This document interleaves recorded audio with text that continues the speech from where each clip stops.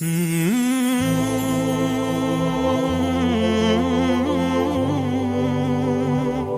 Алла Таала Кур'анда айтат, андан кийинки аятта «Iyяка нa'буду ва iyяка настаин».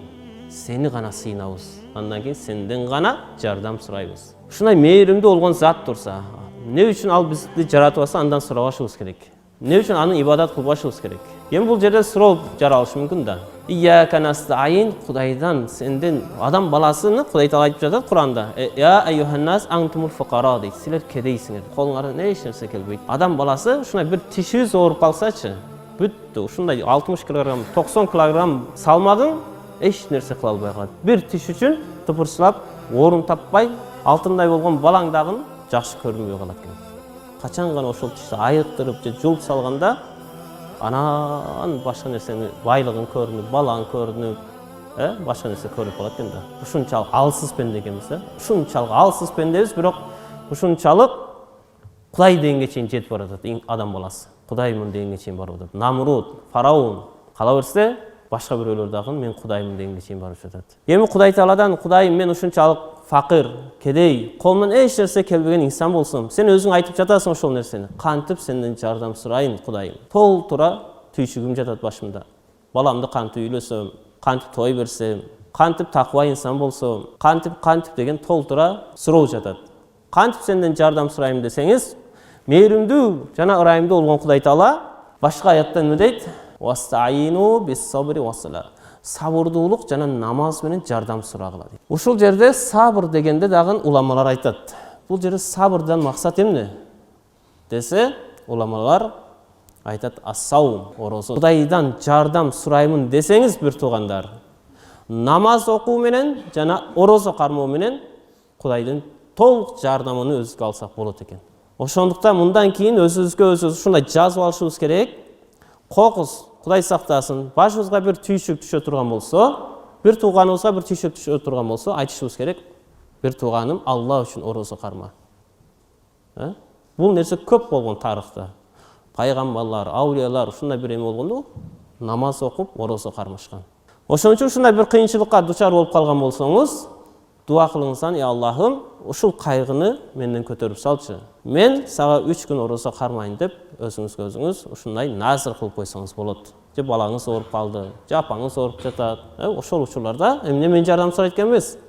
Профессор, доктордун телефонуна чалуудан мурда 3 күн, жок дегенде 3 күн орозо кармайлы дагы намаз окуп, тахаджуд намаздарын окуп туруп Алладан сурайлы: «Эй Аллахым, ушул балама шифа берчи. Эй Аллахым, ушул апама шифа берчи» деп ыйлап дуа кылсак, иншалла, бул сөздү бир президент айтып жаткан жери жок, бир аким айтып жаткан жери жок. Муну сиз менен бизди жараткан, эч бир нерсеге муктаж болбогон Алла Таала айтып жатат. Менден жардам сурасаң, сабырдуулук жана намаз менен дейт. Сабырдуулук дегенде ушул шахр Рамазан деп атпайбызбы? Ороз айыны шахр Рамазан деп атабыз. Ушул Рамазан айыны имам Куртуби, ушуга окшош чоң-чоң аулия, чоң-чоң алымдар шахр сабыр деп атап коюшкан. Сабырдуулуктун айы деп. Орозо келе жатат дегенде эле мындан кийин сиз түшүнсөңүз болот, сабырдуулуктун айы келе жатат экен деп. Бул айда иншалла мен сабырдуу болсом, бүттү, жеңиш меники десеңиз болот. 30 күн орозоңуз орозо болот экен ошондо. Карап көрсөңүзчү, бүт инсандардын проблемасы ушул сабырсыздыктан болот. Алла Таала Кур'анда бир жерде айтат: эсеби жок сооптуу инсандар бар дейт. Эсеби жок алардын сообунун эсеби жок дейт. Башка бир аяттарда айтат Кудай Таала: кимде-ким бир жакшылык кылса 10 эсе көйүтүп беребиз, 700 эсе көйүтүп беребиз, эселеп беребиз дейт. Бирок ушундай бир инсандардын сообуну эмне дейт? Эсеби жок берем дейт. Ал кандай инсан? Намаз окуганбы? Алым инсанбы? Даватка чыккан бир туугандарыбызбы? Мечит салган бир тууганыбызбы? Кандай инсан ошол десеңиз, Кудай Таала Кур'анда ачык айткан: «Иннама юаффас-сабируна ажрахум бигайри хисаб». Иннама деп чектеп жатат. Бир гана дейт. Юаффас-сабируна. Сабырдуу инсандар гана деген маани чыгат. Сабырдуу инсандар гана сообуну чексиз алышат. Чексиз сооп керек бизге. Чексиз дүйнөгө кетип атканыбыздан кийин чексиз сооп да керек биз үчүн. Ушунчалык бейиш пайгамбарлар менен кошуна болуп Фирдаус бейишине чыгуу үчүн жолу ушул сабырдуулук экен. bir туғандар. Ушул өзүгө сөз берели, иншалла бүгүндөн баштап Алла үчүн мен сабырдуу болдум, бүттү деп. Бул орозо дагы 30 күн орозо эмне үчүн Кудай Таала сиз менен бизге берип жатат муну? Ойлодуңуз, эмне үчүн Кудай Таала мени ушул адал болгон нерседен тыйып жатат? Адал да. Жеп ичиш бул мубах болгон нерсе, мубах болгон амал, адал болгон амал бул. Жеп ичүү бул адал болгон. Аялы бар киши аялга кошулуу адал болгон нерсе бул, мубах нерсе бул. Бирок Кудай Таала ушул мубах болгон нерсе Рамазанда келип токтот дейт. Токто деп крест кылып койду. Не үчүн? Себеби Кудай Таала ушул орозо менен сиз менен бизге сабырды үйрөтөт. Сабырдыкты үйрөн дейт. Маймун ибн Махран деген чоң аулия, чоң инсан айтат. Жеп ичүүдөн тыйылып коюу эң бир жеңил орозо. Эми Кудай Таала эмне үчүн ушундай мубах болгон, адал болгон нерсени Кудай Таала 30 күн парыз кылып койду. Жеш, ушул мубах, адал нерсени жеген харам болбойт сага. Күнөө болот ушул айда жесең. Эмне үчүн?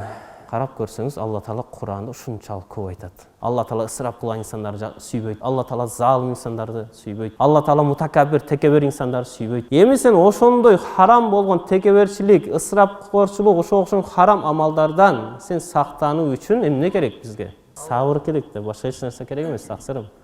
Сабыр керек. Айып пайгамбардан ушунчалык кыйынчылыктар көп көргөн. Ошол пайгамбарды Алла Таала Кур'анда эмне дейт? Инна важаднаху сабиран. Biz Ayıp пайгамбарды сабырдуу деп таптык. Ни'мал абду иннаху авваб. Ал жана ушунчалык тооба кылуучу, дайыма тооба кылып турган инсан эле дейт. Авваб деген дайыма тооба кылат эле. Аллахым, мен ката кетүүчүмүн. Аллахым, менде кемчилигим бар. Аллахым, мени кечир деп турат эле дейт. Пайгамбардын сыпатын Алла Таала бизге баян кылып жатат да.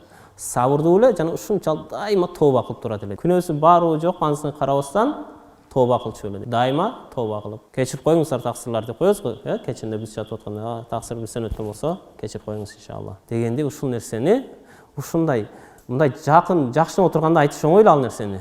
Бирок тиги таксыр мага келип бир жаман сөз айткандачы, түртүп өтүп кетсечи, баламдын башына чаап койсочу, ошондо айта аламбы ошондой сөздү? Айта албайбыз. Ошондо сабырдуу боло алабызбы? Сабырдуу боло албайбыз ошол учурда. Мына кече эле көрдүк, эмне болуп кетти. Кайдагы сабыр, кайдагы ислам, кайдагы орозо, кайдагы намаз? Көкүрөк кагабыз анан, бейишке биз киребиз деп. Биз мусулманбыз. Бизде иман бар. Капырларда Европада иман жок дейбиз. Бир нерсени айтып кетейин, өзүмдүн бир тууган тайкем ушул нерсени айтып жатат да, өткөндө келгенде Рамазанда айтат. Могу эмеге правдага барсаңыздар, кортекс деген эме бар, билсеңиздер керек. Ошол жерге ооруп, кайрылдым дейт. Башы ооруп. Кайрылдым, анан ошол жердеги дежурный болуп турган кассадагы кыздарга киргенге 5 сом төлөп кирет экенсиң. 5 сомду төлөп кирдим дейт.